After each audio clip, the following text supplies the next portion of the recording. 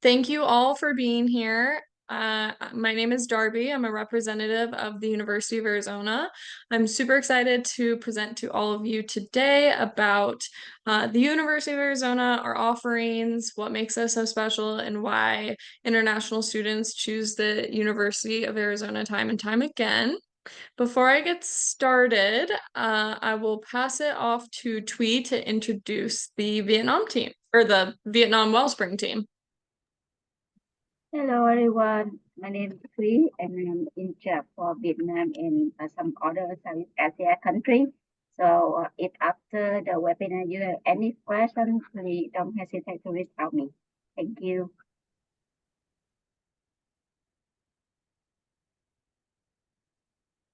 Lynn, if you want to say hi, feel free. Hello everyone. Sorry. Wait a second. Oh, you got some echo, no problem. Okay, good. Hello everyone. I hope we can update some information about Arizona this time. And if you need anything from me or Thuy can update for you and help you process the application. Thank you. Awesome. And then I'll pass it over to the Wellspring China team.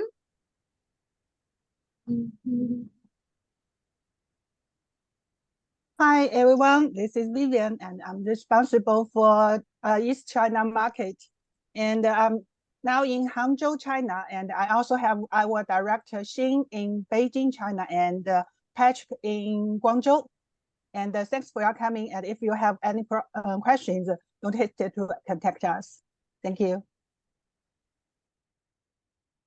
Great. And I know we also have a Wellspring representative in South Korea. His name is Harry. So if any of you are located there, that's going to be Wellspring rep. He was not able to join us today, so he will be sure to reach out after the webinar and connect if you have any questions. So with that, I'll go ahead and get started. We are going to record this session, so you'll be able to view it on the Wellspring YouTube channel, and it will also be sent to you via email, and so you can view it then. See if there's any other housekeeping items.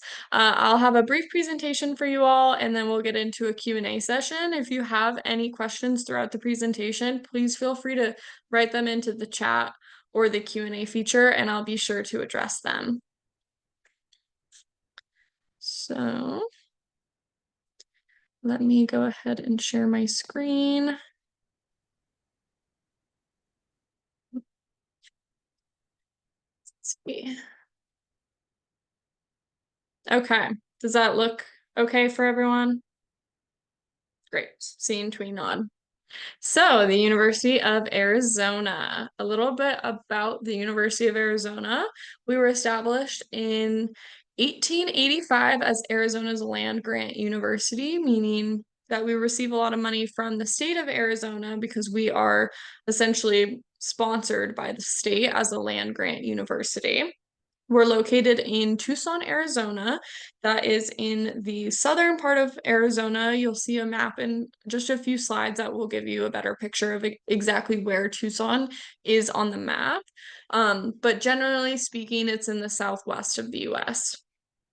We are a Hispanic serving institution. That means that we have over 25% of our student population is Hispanic or Latino. This has to do a lot with our proximity to Mexico. We'll see that on the map as well. We have some pretty impressive rankings. So we're ranked top 50 public universities and top 1% of global universities. This is a huge reason why the University of Arizona is such a premier destination for international students.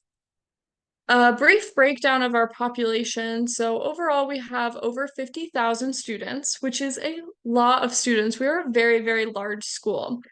Majority of those are going to be undergraduates. You can see we are in the 40,000s when it comes to undergraduate.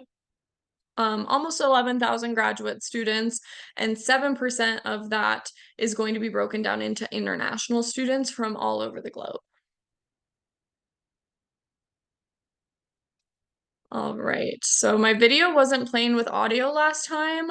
However, it's just music in the background. It has a lot of really great visuals of the campus, also some really interesting statistics. So I'm gonna go ahead and play it.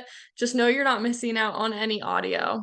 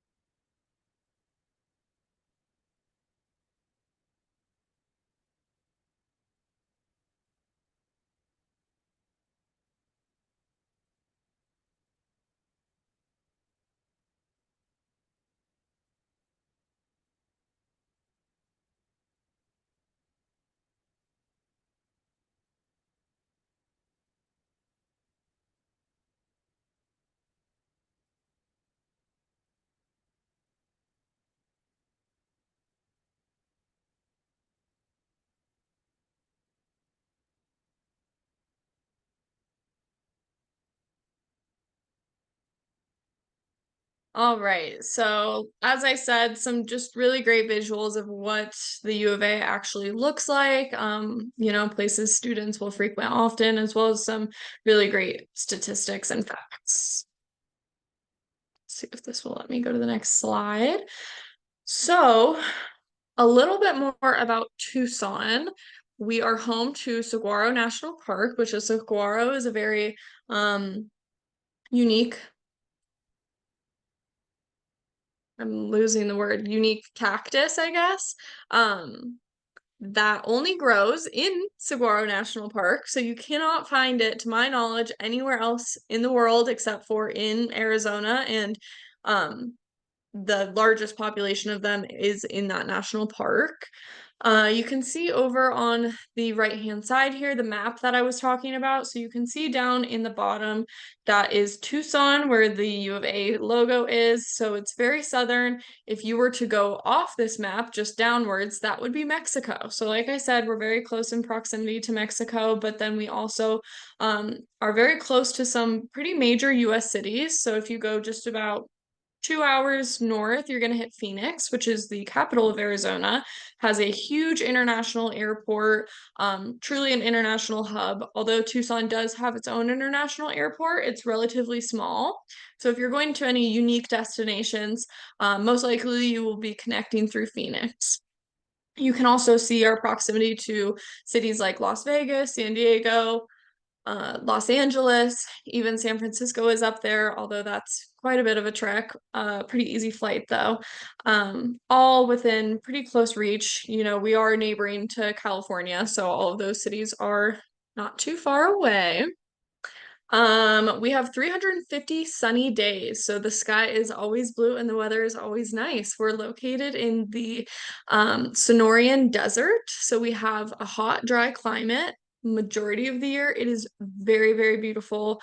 Several months out of the year, we have, what many describe to be the perfect climate, the perfect weather. It does get hot in the summer, but it's a worthy trade-off for sure. We are a UNESCO City of Gastronomy. We're actually the first and only city in the United States to be awarded this title. This is because of our rich history with rich cultural history when it comes to cuisine and food. So not only are we influenced by our proximity to Mexico, but we also have a lot of Native American influence in our food, which, makes some really, really awesome food. I will say I have eaten all around Tucson, and I can definitely attest to how great the food is there. We have 1 million metro area, so we are a relatively large city in comparison to some other cities in the US. We're not as big as Los Angeles or a New York or anything like that, but we do have anything a student's gonna need. We are top 5 for best air quality. So this definitely plays into our 350 sunny days. We just have really blue, amazing skies. And at night, you can see all the stars because we have such great air quality. And like I mentioned before, we do have our own international airport. It's about 20 minutes away from campus. So really, really close.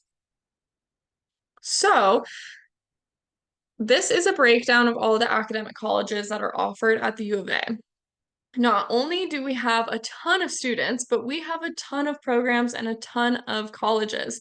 So you'll see, a very expansive breakdown of different subject area among these colleges. Any student who comes to the U of A is not at a loss for finding what they're interested in.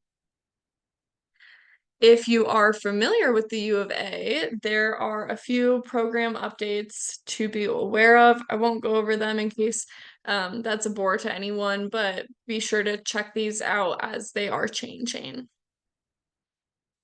So into some of our more popular subject areas at the U of A, we will start with space and astronomy. So we like to say that space is wildcat country. We have a very unique and expansive presence in space. We have a lot of research activity here. We actually work with NASA on several research projects in the space science world, which is very impressive. We're a very large destination for any students wanting to study in this field. So we were the first university to manage a mission to Mars, which is a crazy thing to say. I always love that statistic. We also headquarter multiple of the world-class telescopes. They are based in Arizona because we have sunny skies, we have clear skies, and we have really great air quality. Those are all factors that, create this perfect storm of being able to see a very clear picture of space in Arizona, in Tucson specifically. We also produce the large mirrors that are made for optical telescopes. So think Hubble Space Telescope. That's a very popular one that you may have heard of. We create on our campus, we have a lab that students can work in with faculty and with NASA advisors on creating these mirrors. So some of the programs that can be found in space sciences are listed here, both undergraduate, graduate, and as well as minors. You're going to see a lot of engineering programs, a lot of physics programs. That's all really popular and necessary in the space sciences. So moving on to climate science, the University of Arizona and Arizona have, as in the state of Arizona, have a very unique relationship with climate sciences. Because we are located in the desert, we have very limited resources. We don't have as much access to water as some of our neighboring states because we're in the desert.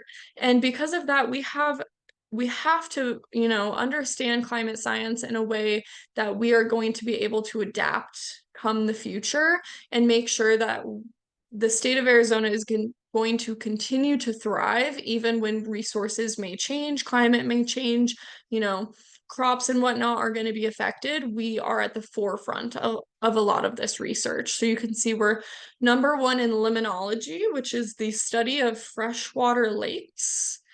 We're number 2 in water resources. We're number 28 in earth sciences and number 30 in ecology. So some really great statistics you can see there. So over on the left-hand side, this is the Biosphere 2. This is essentially a very large greenhouse that U of A students and faculty do a ton of research in the climate sciences. So they're able to, recreate different environments and, research how different crops, plants, all that kind of stuff is going to react to changing environments, which is really awesome and helps us prepare for the future and prepare for a changing climate. So this is actually open to the public. People, even if they're not U of A students, can go and see it because it truly is a sight to see. This very lush green forest in the middle of the desert is quite odd, but very cool. You can see over on the right side, this is our ENR2. So this is the building where most of our environmental science, climate science classes are going to be taken.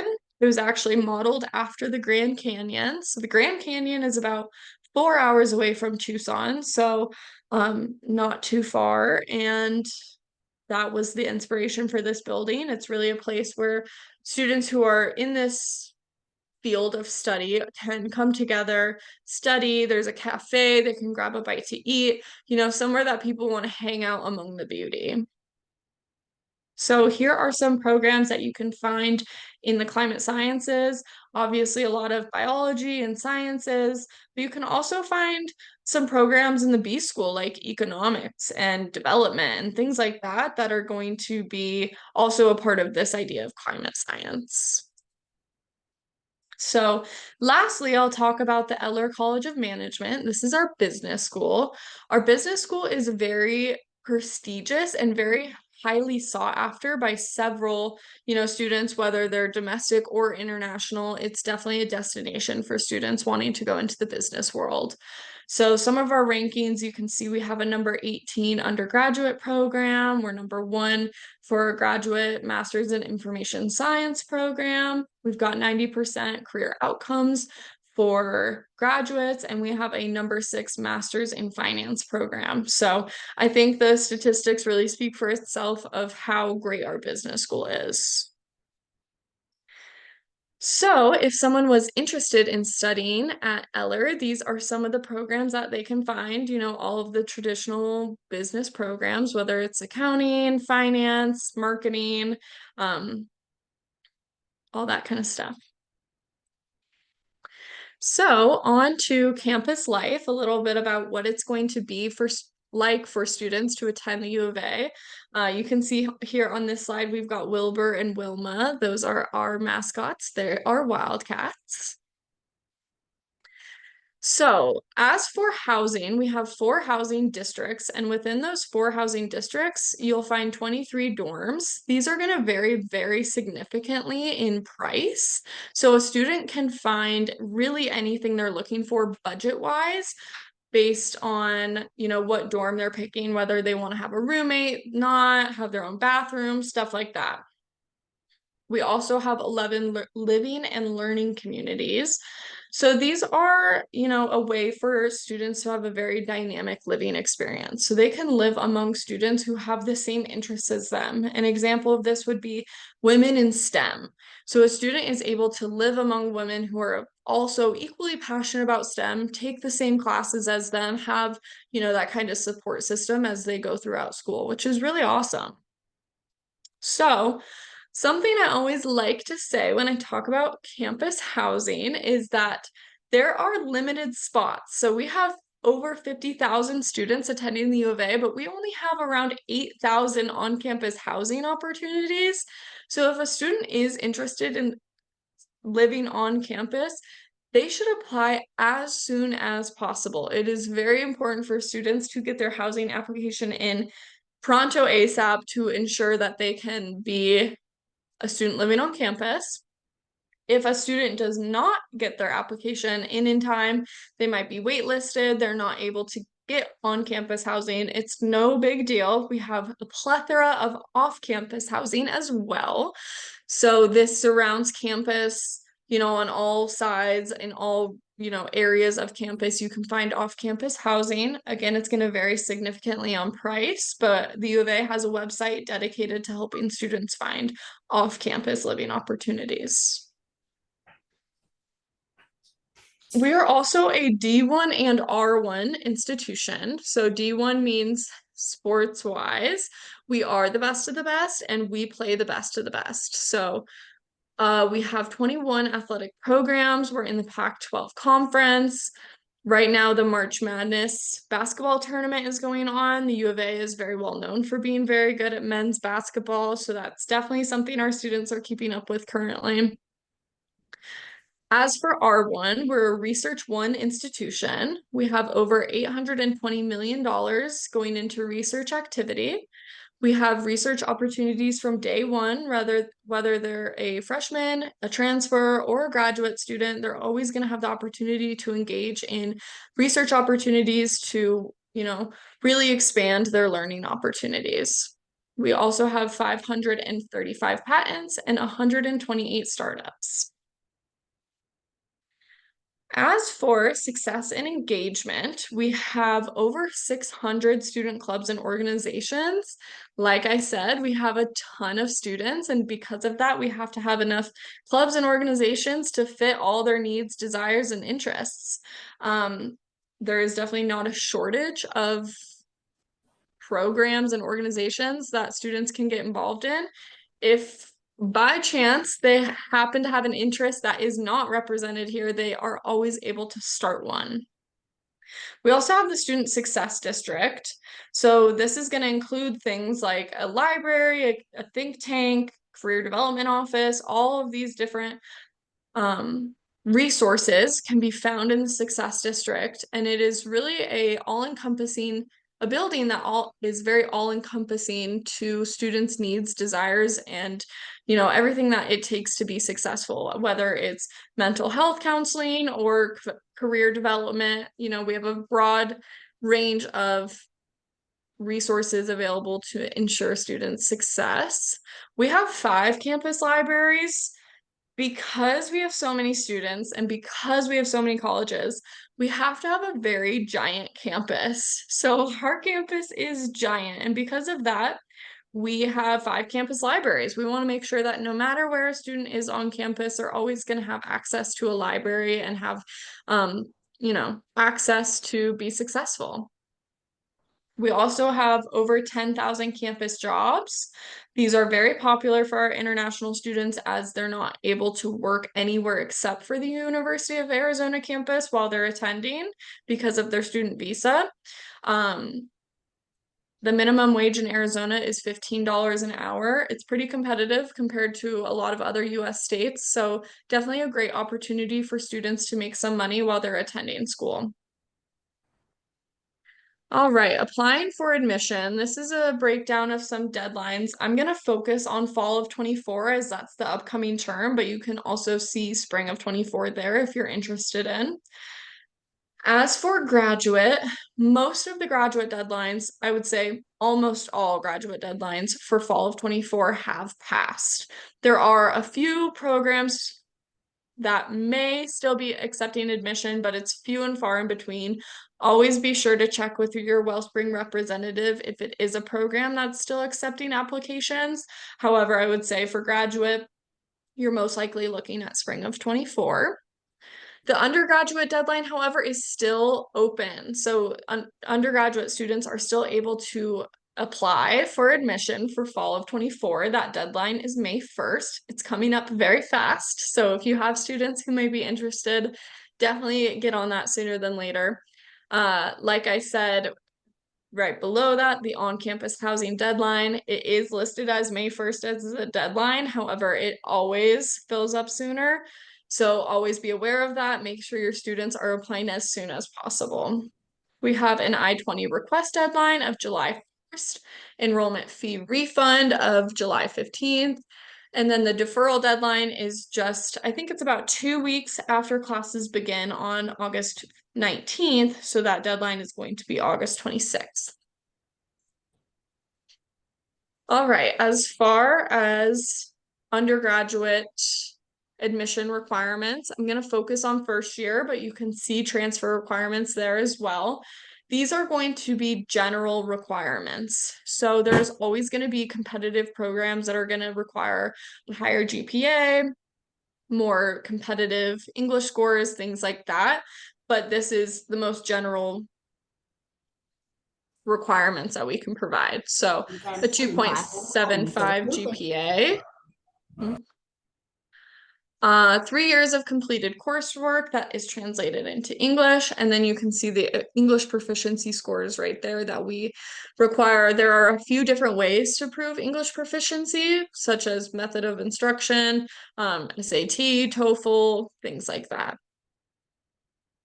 So, as for competitive programs, that's this slide. So, majors like architecture, nursing, engineering, law, business management, economics, and fine arts are all programs that are going to have more competitive GPAs and possibly more competitive English proficiency scores. So, you can see anywhere from a 3.0 to a 3.75 GPA could be required among these programs. And then you can also see which programs are going to have competitive English scores.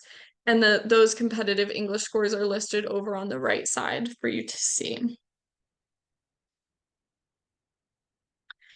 As for scholarships, so this is first year and transfer students. For these students, we offer the Global Wildcat Fund. This is auto awarded to students at time of admission and is based off of their GPA. So students don't need to submit any further application other than their application to the University of Arizona to be considered for these scholarships. They also can be renewed throughout their studies at the U of A. So for a first year, they can renew it for 4 years, 8 semesters, or for transfer students, they have 2 years or 4 semesters to renew the scholarship. And they just have to stay above a 3.0 GPA to keep renewing it. So you can see in the first year category, if a student has a 4.0 GPA, they can be awarded up to $23,000, which is a really great scholarship and can cut their tuition at the U of A basically in half. So that's always something that is a reason to apply to the U of A if you have a high GPA. You can see that as the GPA goes down, the scholarship award breakdown is going to change as well. Same with transfer. Although the GPA breakdown is going to be the same, the monetary amount is going to change. As for annual cost of attendance, again, we're just talking undergrad at this point. So I'm going to focus on main campus. So main campus tuition comes in at $39,340. Housing is estimated at around $17,000. That's a really high estimate. We don't anticipate students actually spending that much on housing. However, if they chose the most expensive options, then that is something they could expect to pay. However, this is somewhere that students can cut costs if they decide to live in a more budget-friendly situation. Health insurance is required for all international students. That comes in at $2,765. And then, of course, scholarships can be factored into this cost of attendance based on what GPA the student has. That brings the annual cost of attendance. So for a full year at the U of A, it could cost anywhere from $36,205 to $59,205. So that $59,205 is the amount that's going to have to be proved for the I-20, of course. You cannot factor the scholarship into that amount. As for graduate application requirements are going to be very much dependent on the program. So although we can give you this general, umbrella of things that requirements and things that might be necessary for a student to apply to a graduate program, it's going to really depend on what program the student is interested in. So generally speaking, we expect a 3.0 GPA or higher, college and university transcripts, English proficiency again, possibly a statement of purpose, possibly an academic resume, maybe a GRE or a GMAT. It's going to vary by department. And then the application deadlines are also going to vary pretty significantly by the department. So annual cost of attendance graduate-wise, again, let's just look at main campus.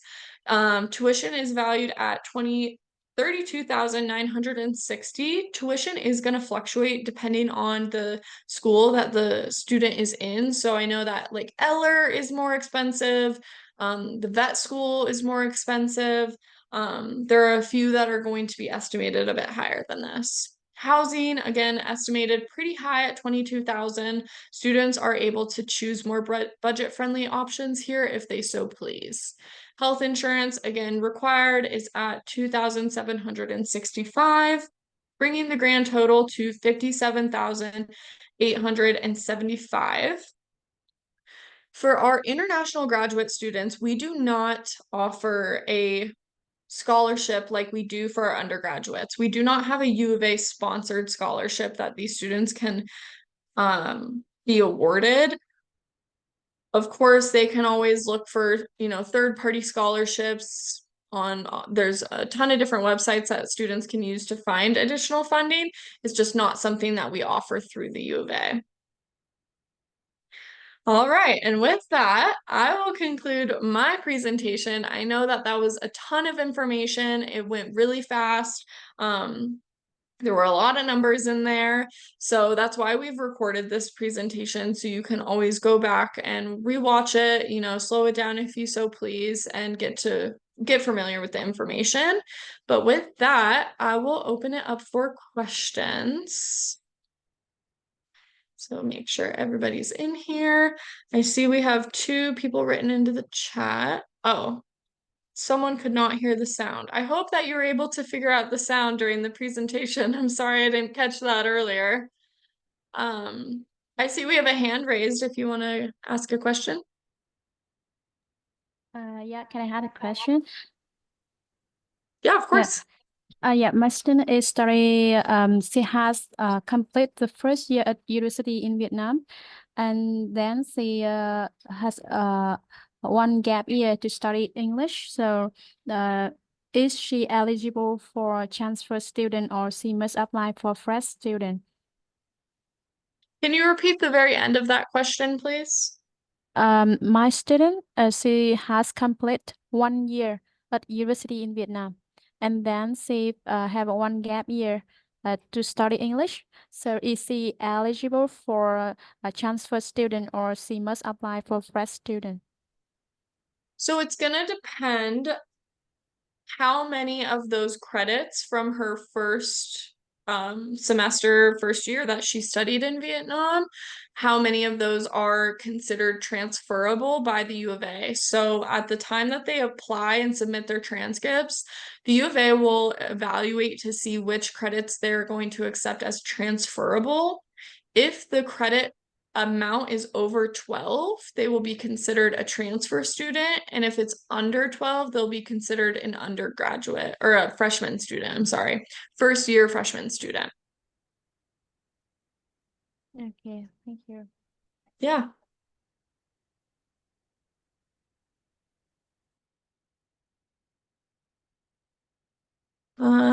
Can't hear you clearly. I didn't hear the sound of the video only. I'm sorry to hear that. Are other people having issues hearing me? No. Hopefully, so we'll distribute the video afterwards, and hopefully on that the audio will be a bit better if you want to, hear any parts over again. I'm sorry about the audio if you're having issues with that.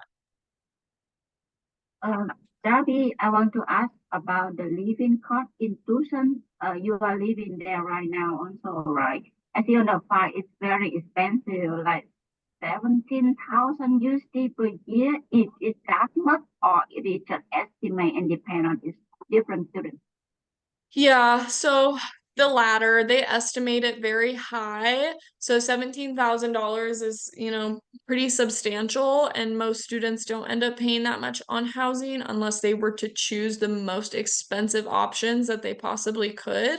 They might be seeing housing at that much. Tucson is a very affordable city. It's definitely nowhere near the cost of living of some other large cities such as Chicago, New York, LA, some of those, even Denver, Colorado.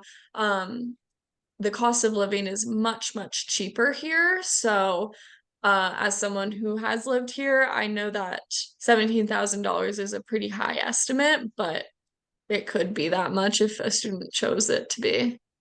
Okay. So if I concern for the student, I will estimate maybe around 8 to 10,000 USD. Is that reasonable, or to be more? I mean, on-campus housing, I believe, is a bit more expensive, so maybe a little higher than that, I would estimate. But if they, were to find some pretty cheap off-campus housing or something like that, again, the amenities might be different than what you're going to receive on campus living. But it's definitely something that could be doable. Okay. Yeah.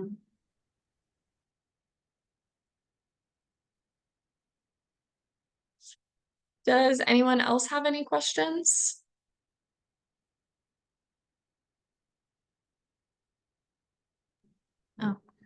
Darby, Mhm. so in the previous slide, you show us that there's the refund of enrollment fee. So can you explain about it? Yeah, for sure. So if students request a refund on an enrollment fee by that deadline, I think it was like July 15th, maybe. Let me go back and double check that. So it means that they don't choose UA and they want to withdraw the enrollment fee, right? I believe the enrollment fee can only be refunded if they fail their visa, but I would have to double check that for sure. I know there are certain terms of getting your enrollment fee refunded, and I'm not entirely positive on what those terms are, but I can definitely look into that. Okay.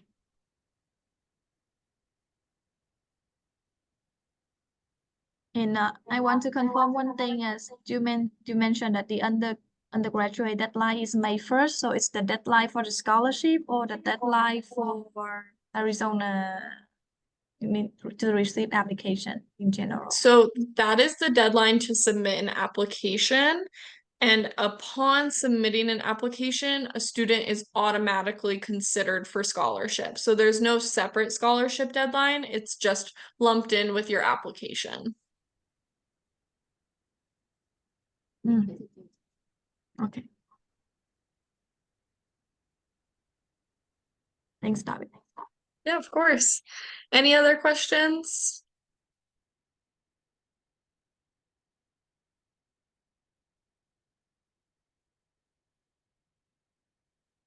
All right. Well, if we don't have any other questions tonight for me, I know it's morning for you. It's hard for me to remember that we're all on different time zones. Then we can go ahead and get wrapped up. If you have any questions following the presentation, please do not hesitate to reach out to your Wellspring representative. They are able to get in touch with me and I can get any answers or questions, concerns, feedback, anything like that for sure. But other than that, I just hope that we get some undergraduates, processed for fall of 24 and then some graduates for spring of 24, of course. But yeah, the deadlines are coming up, so act now. Okay, thank you, David. Yeah, of course, it was you so great much. to present to all of you. I hope you have a great rest of your day and have a good weekend. You too. Good day, everyone. Thank Bye-bye. you. Bye-bye. Bye. Yeah, goodbye. Thank you very much for your training. Good Of course. night to you. Thank you.